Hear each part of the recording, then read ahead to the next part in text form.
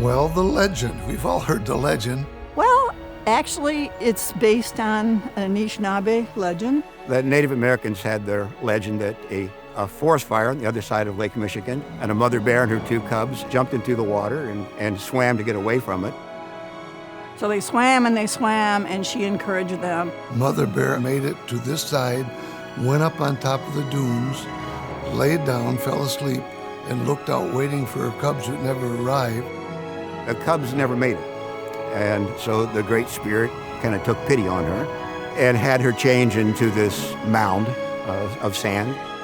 And offshore, North Manitou Island and South Manitou actually are considered the cubs. They rose to the surface, and so Mother Bear sits there today and still watches her cubs.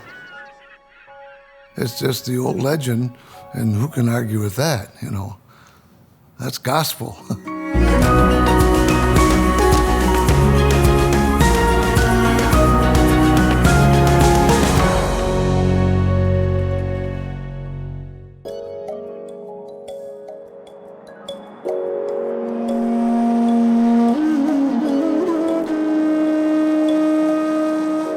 Well, this is a good place to start because we are standing on the shores of the Manitou Passage. It is part of the Great Lakes Highway, and it has been a highway for the last 10,000 years. We know the Anishinaabe traveled along this highway from their stories and their legends. We find archaeological evidence of where they camped as they came along here. They traveled in birch bark canoes, they traveled along the shore. It was important to the Native Americans as well as to the French explorers and fur trappers. When you passed by, you saw this white bank of sand, 400 feet high, and at the top there was a dark mound, and it was covered by trees, so it looked like a big furry animal. It was so different that you knew when you saw it, and they'd also give it directions by saying, I'll meet you a day south of Sleeping Bear or 2 rivers north of Sleeping Bear. So it was an important landmark when you're trying to find directions in an area that had no, maps or signs. The idea for the starting the national park began with a group of botanists who saw the area around the Platte Plains as a place that should be protected and preserved.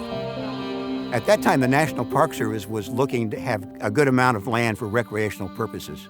And they were looking at seashores, and then they got the idea of lakeshores. Well, Senator Hart introduced the initial bill and really pushed it along for a number of years, and was kind of his dream. All of Lake Michigan would have been eaten up with private ownership, which only that family or their extended family could enjoy. So definitely opened it up to $1 million point something every year that would not have been available had it remained in private hands. And when you think of it now, it was, you see how really far-sighted it was. You can't imagine that you could set aside 35 miles of Lake Michigan shoreline and 2 islands, at this time. And back then, it was really thinking years ahead. Tourism in this area has been strong for at least 100 years. The longest industry when other things have come and gone and the resource has been expended. Tourism has lasted, so, it's just part of what northern Michigan is now. So, and now we can share this beautiful place with everyone. I love everything. I love the sand dunes, I love the blue water, I love the historic buildings, and it kind of just all meshes together in this sort of, tapestry of what it is. Well, what does it mean to the people of Michigan? And raise your hand if climbing the dunes wasn't kind of the singular experience of your childhood.